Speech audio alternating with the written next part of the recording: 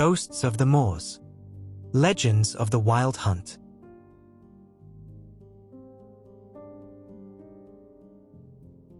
I am Eleanor, a widow of some years now, hailing from the small village of Dunwich, nestled along the rugged coast of Suffolk.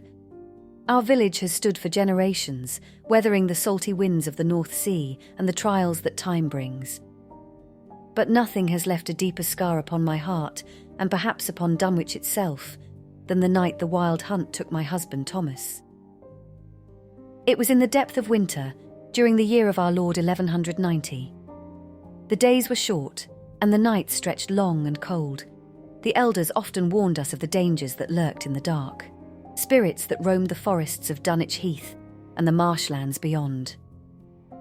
Of all these tales, none were more feared than that of the wild hunt, a phantom cavalcade led by a mysterious shadowy figure, sweeping through the skies with hounds that howled like lost souls.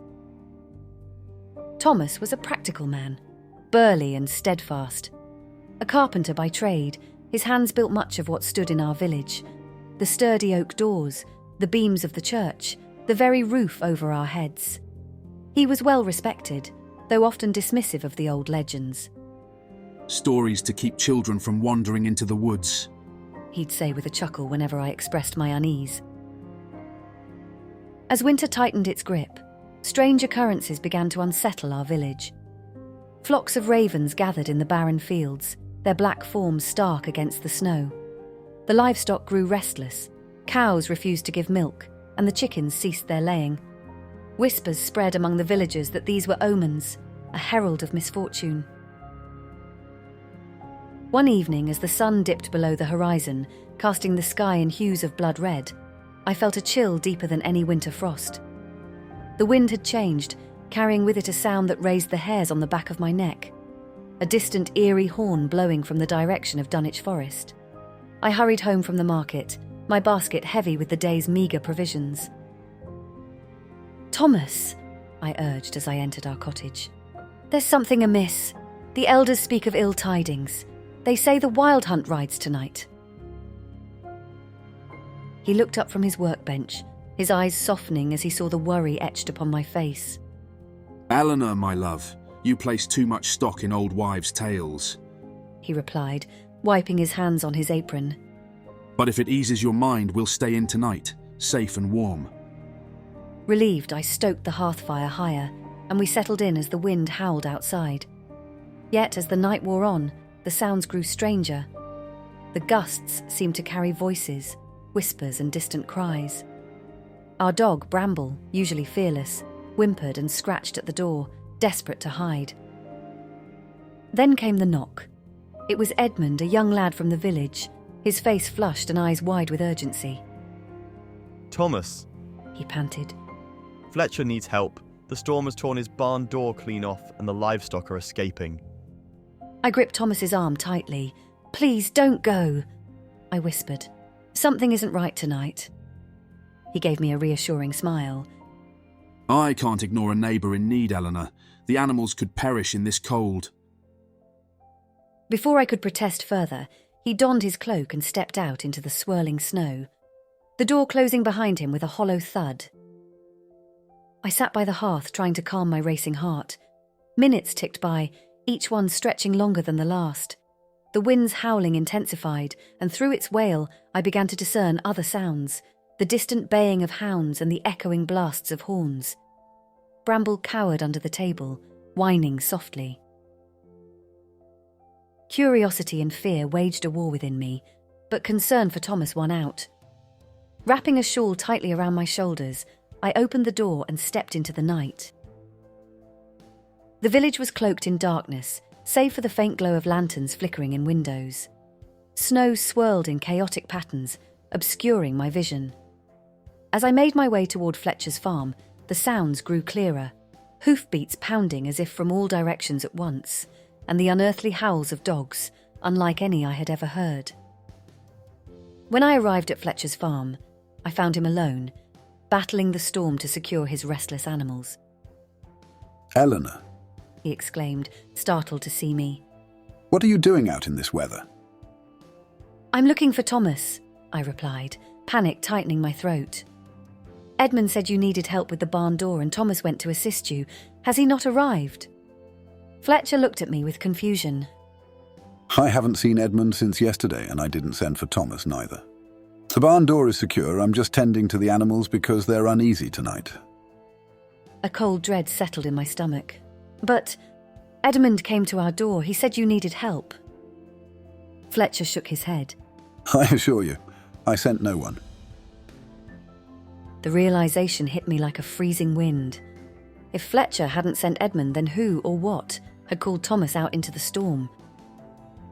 Without another word, I turned and ran back into the night, calling Thomas's name into the unforgiving darkness. There was no response, only the relentless wind and the distant, haunting sounds that now seemed to mock my despair. Suddenly the clouds parted, and in the stark illumination of the full moon, they emerged. An unholy procession that defied all reason. Riders clad in tattered cloaks galloped across the sky above Dunwich Heath, their figures mere silhouettes that seemed to drink in the surrounding light. Their horses were colossal beasts, veins glowing with an eerie luminescence beneath translucent flesh.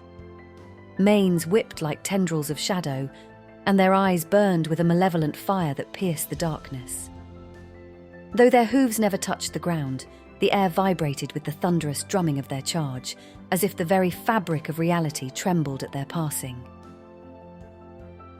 Flanking them were the hounds, monstrous creatures, twisted and gaunt, with jaws that stretched unnaturally wide, revealing rows of jagged teeth. Their eyes gleamed like hot coals, and from their throats poured howls that were not of this world, a cacophony of agony and rage that chilled the blood. The scent of sulphur and decay wafted on the wind, assaulting my senses and turning my stomach. At their forefront rode a towering figure more dreadful than the rest. Antlers, sharp and gnarled like the barren branches of a cursed tree, crowned his helm. His face was hidden beneath a shadow darker than night, but from within, 2 pinpoints of light stared out, cold, merciless. Some say it is Herne the Hunter, others whisper it is the devil himself. In that harrowing moment, I believed he was death incarnate. I stood rooted to the spot, my limbs heavy as stone, breath caught in my throat. The temperature plummeted, frost crackling beneath my feet despite the snow. One of the riders snapped his head toward me, and though his features were obscured, I felt the weight of his gaze, an ancient hunger that sought to consume. Time seemed to distort. Every second stretched into an eternity as the horrors unfolded before me. My heartbeat thundered in my ears, yet I could not move, could not scream. All around, the environment reacted to their presence. The trees groaned as if in pain, their branches twisting away. The very shadows writhed and stretched, reaching out like grasping hands. The sky above swirled with unnatural clouds, forming grotesque shapes that mirrored the torment below. Whispers in an unknown tongue slithered through the air, seeping into my mind and filling me with dread. Then, just as swiftly as they had appeared, the wild hunt surged onward and vanished into the night, leaving behind a profound silence. The echoes of their otherworldly howls lingered, fading into the distance like a receding nightmare. The wind ceased its assault, and the oppressive weight lifted slightly from my chest. Yet the terror remained, etched into my very soul, an indelible mark of the horrors I had witnessed. "Thomas!"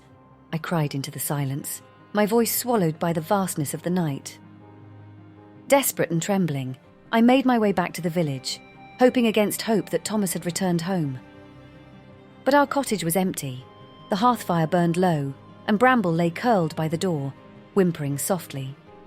The villagers gathered at first light to search for him. We scoured the fields, the forest edge, even down to the cliffs overlooking the sea. All we found was his cloak, snagged on a branch at the edge of Dunwich Forest, and a single footprint in the snow that seemed to fade into nothingness. Whispers spread quickly.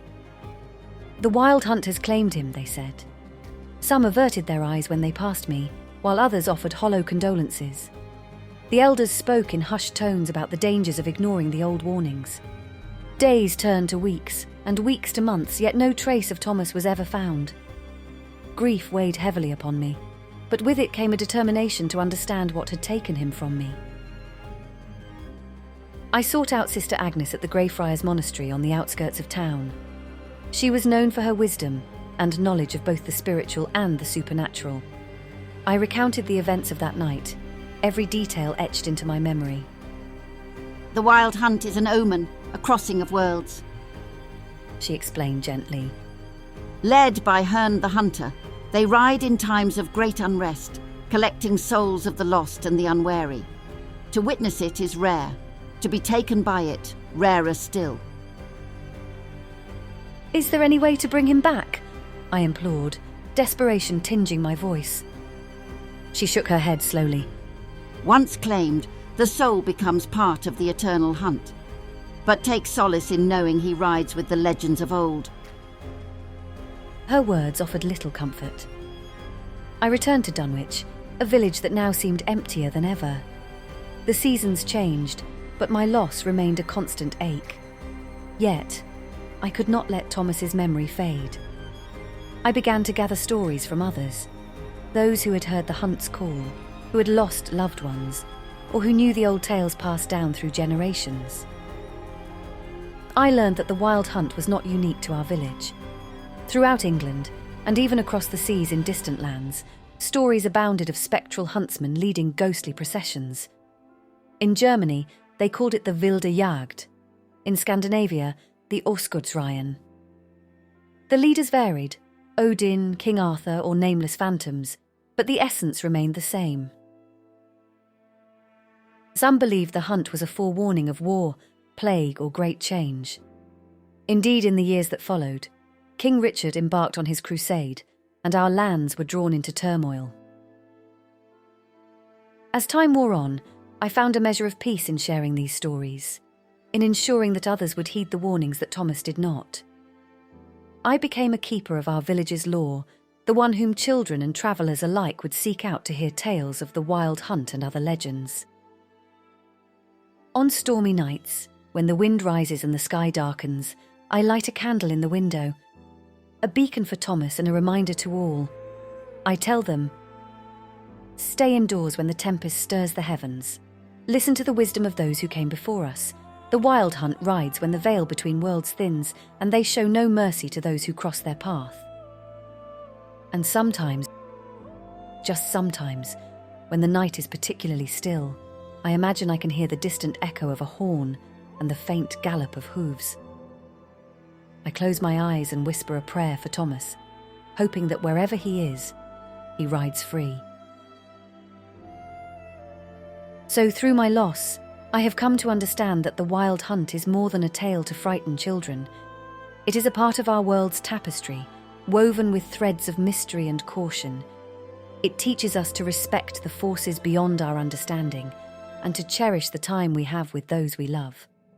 So, heed my story, dear listener. Remember the fate of my beloved Thomas and let it serve as a warning. For legends often carry truths, and the Wilde Hunt is a legend that rides on the winds of reality.